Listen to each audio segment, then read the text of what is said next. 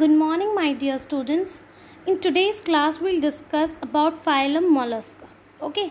In the previous class, we have discussed about phylum Arthropoda. That what is Arthropoda organisms, what are those, what is this phylum means. ठीक है, हम लोगों ने पिछली वाली class में फाइलम आर्थ्रोपोडा पढ़ा था कि फाइलम आर्थ्रोपोडा क्या होता है. ठीक है, फाइलम आर्थ्रोपोडा क्या था? लार्जेस्ट फाइलम था, सबसे बड़ा फाइलम था किंगडम एनीपीलिया में, जिसमें सारे आपके इंसेक्ट्स आते हैं. जितने भी आपके छोटे छोटे कीड़े मकोड़े होते हैं ना, जितने भी आपके इंसेक्ट्स होते हैं, that comes under arthropoda. That all we have discussed in the our previous lecture. In today's lecture we will discuss about what are molluscas, what is this phylum mollusca. Okay, these are the soft body animals.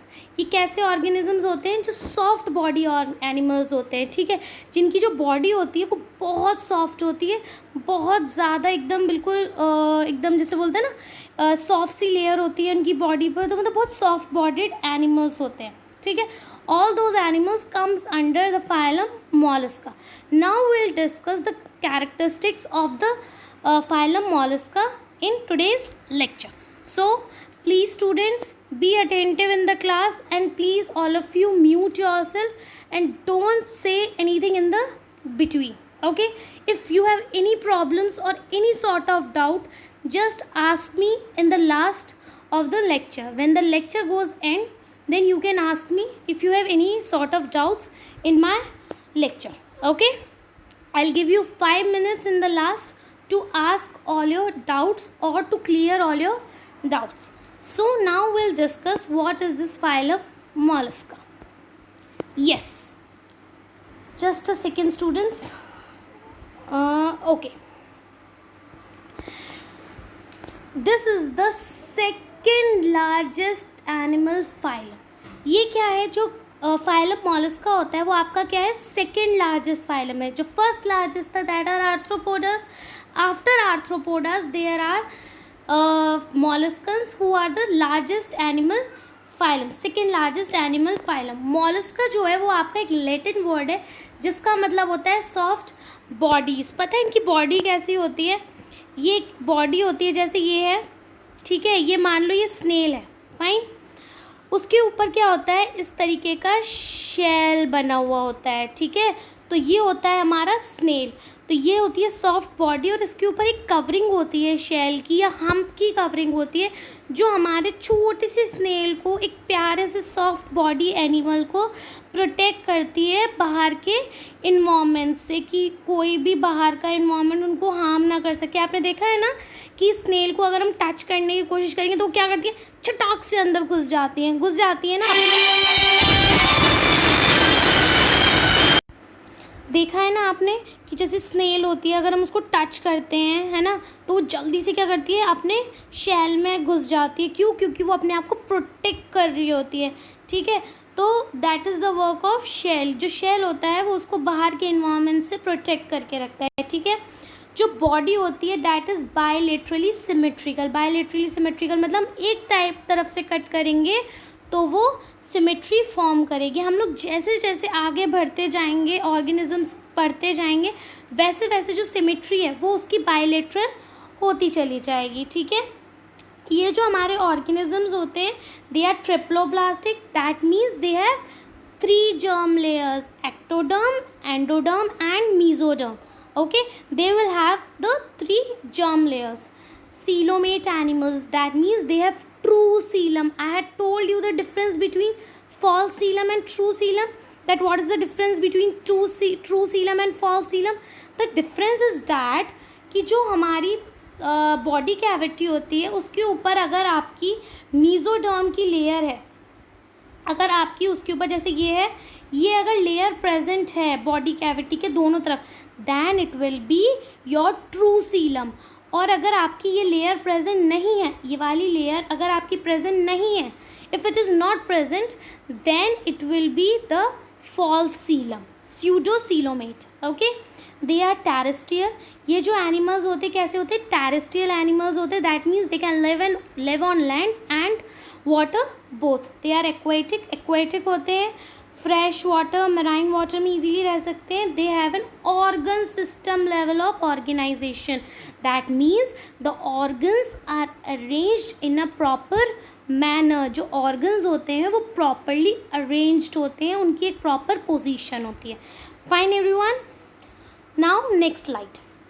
Now we'll discuss more characteristics about our phylum Mollusca. जो body होती है, the body is covered by calcareous shell. That means the body is covered with the shell and that shell is made up of calcium और something. ठीक है, जो shell होगा वो calcium से बना होगा या और भी किसी चीज़ से बना होता है, लेकिन वो शेल किससे कैसा होता है, कैल्केरियस, एक हार्ड शेल होता है. And the body is unsegmented. अगर हम सेगमेंटेड बॉडी की बात करते हैं तो that will be only present in arthropodas and annelidas, but the body is unsegmented in the case of molluscans. Okay, ऐसा हो सकता है कि कुछ ड्रॉ जैसा हो, ऐसा मतलब डायग्राम में कुछ दिख रहा हो कि ऐसा डिज़ाइन जैसा हो, शेल जैसा, लेकिन वो शेल नहीं हो, वो सेगमेंट्स जैसा, बट वो सेगमेंट नहीं होता है, वो सिर्फ एक डिज़ाइन होता है जो आपको दिख सकता है. ठीक है, इनके अंदर एक हेड होता है, ठीक है, एक माउथ होता है और फुट होता है. ठीक है, माउथ है, ये फुट होता है. ये चीज़ जो आपकी नीचे वाला एरिया है, जो नीचे वाला पोर्शन होता है स्नेल का, पता है कैसा वाला, जैसे ये आपका स्नेल है. ठीक है, लेट अस कंसीडर ये आपका स्नेल है, तो ये जो ये वाला एरिया होगा that is our foot area. ये होगा आपका फुट एरिया. ठीक है, और ये है हमारा शेल. ठीक है, ये आपके एंटीनाज है.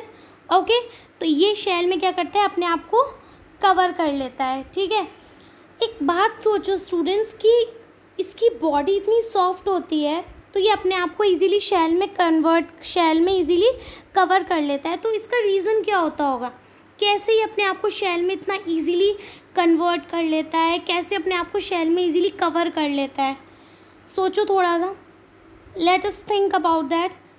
ड्यू टू, बिकॉज जो सॉफ्ट बॉडी होती है that is made of protein and water. ठीक है, तो उसकी वजह से तो जो बॉडी होती है दैट इज़ वेरी सॉफ्ट, जो उनकी लेयर होती है वो बहुत सॉफ्ट होती है. ठीक है, तो जब अगर बाई चांस उसमें कुछ क्रैक्स भी आते हैं तो वो जो वाटर मॉलिक्यूल्स होते हैं वो क्या करते हैं, उन क्रैक्स को फिल अप कर देते हैं. ठीक है, और उनकी सॉफ्ट बॉडी जो होती है वो फिल अप हो जाती है और वो इजीली अपने आप को मोल्ड कर देते हैं. And that is our this feature. Okay, and that is with the help of, it is due to the torsion. ये होता है हमारे टॉर्जन की वजह से, जो लेयर होती है that is made up of torsion.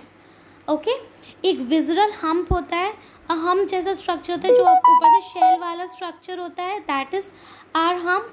Okay, एक सॉफ्ट और स्पॉन्जी लेयर होती है स्किन की जो मैंटल बनाती है. ठीक है, ये जो आपकी सॉफ्ट और स्पॉन्जी लेयर है ना, दिस इज आवर मैंटल. ठीक है, और जो हम्प है, ये हम्प है आपका. ठीक है, इस हम्प के बीच में, ये हम्प है जैसे, और ये हमारी स्किन की लेयर है, इसके बीच में कैविटी प्रेजेंट होती है. ठीक है, एक लेयर प्रेजेंट होती है that is known as our mantle cavity. और इसी मेंटल कैविटी में स्टूडेंट्स सारा एक्सक्रीशन का प्रोसेस होता है, डाइजेशन का, एब्जॉर्प्शन होता है, जो डिफ्यूजन होता है, that all takes place in the mantle cavity. वो सब कुछ किस में होता है, आपकी मेंटल कैविटी में. ठीक है, जो गिल्स होते हैं, in which feather like gills are present. Which type of gills are present, feather like gills. See, you are watching, is this type of gills are present. See, these lines will be present. These are the type of feather gills. These type of gills will be present. Now we'll talk about the more characteristics. ठीक है, जो respiratory and excretory function, जो respiratory और excretory functions होते हैं इसमें proper होते हैं. जो एंटीरियर रीजन, मतलब students what is the difference between anterior and posterior, can anyone tell me? Yes, anterior means the head region, जो हेड वाला रीजन होता है that is our anterior region. And posterior region is our back region, जो पीछे वाला region होता है that is our posterior reason. Okay, तो जो हेड रीजन होता है उसमें टेंटिकल्स प्रेजेंट होते हैं जो सेंस कर सकते हैं कुछ भी चीज़ को, कि कोई उनके पास आ रहा है तो इजीली उसको सेंस कर लेंगे और छत से अपने आप को अंदर की तरफ ले लेंगे, ठीक है। तो वो हमारे उनके अंदर सेंसरी टेंटिकल्स प्रेजेंट होते हैं। Fine everyone. And one more thing students, जो इनकी बॉडी होती है ना उसमें क्या होता है, माउथ और एनस, जब एक्सक्रीशन होता है ना तो माउथ और एनस एक ही जगह पर आ जाते हैं, ठीक है। इस तरीके से जो एनस होगा वो इंटीरियर एंड पर ही आ जाता है और वहीं से एक्सक्रीशन होता है। Fine everyone. जो एनस होता है वो माउथ की तरफ ही ऐसे फोल्ड होके आ जाता है जब एक्सक्रीशन हो रहा होता है। माउथ में एक सबसे इम्पॉर्टेंट टर्म है रेड्यूला, जो मैक्सिमम टाइम्स आता है।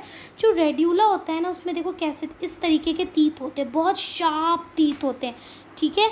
तो ये रेड्यूला में एकदम शार्प तीत होते हैं जो क्या करते हैं, किसी भी चीज़ को फीड करने में हेल्प करते हैं, किसी भी चीज़ को खाने में चबाने में हेल्प करते हैं, ठीक है। तो ये जो रेड्यूला टीथ होते हैं ना, ये किसी भी चीज़ को, आपको पता है जो स्टोन्स वगैरह तक होते हैं ना, they can easily feed up the stones, वो ईजीली स्टोन्स तक को च्यू कर सकते हैं। ये रेड्यूला जो टीथ होते हैं इतने हार्ड टीथ होते हैं, ठीक है। They are usually dioecious. Dioecious means they have two different gametes. Okay, they have two different gametes. They are oviparous.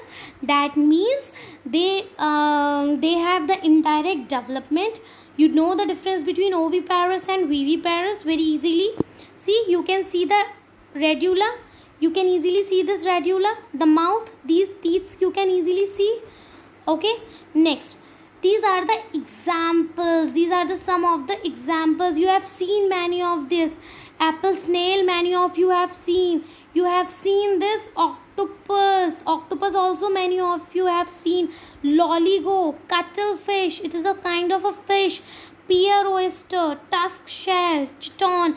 These all are the examples of phylum mollusca. Now you have understood that what is this phylum mollusca, कि ये mollusca क्या होता है, ठीक है। ये हमारा second largest phylum होता है जिसमें बहुत सारे डिफरेंट ऑर्गेनिजम्स प्रेजेंट होते हैं, ठीक है। तो ये सब कुछ होता है हमारे फाइलम mollusca में, ठीक है। Now students, take the photographs, take the screenshots of all the slides. I am taking you to the slides to take you all the photographs so that you can take all the photographs and you can just take the screenshots of all the slides. Just 1 minute students, I am just removing all these things, then you can easily take the photographs.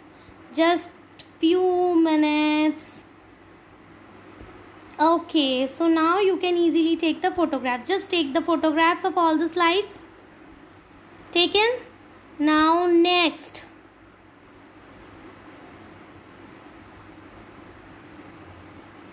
take the photograph students. Yes, and this you have to complete it in your fair notebook, and in tomorrow's class we'll discuss about the phylum Echinodermata. Okay, till today it will be enough. Now if you have any sort of doubt, just ask and tell me. Okay.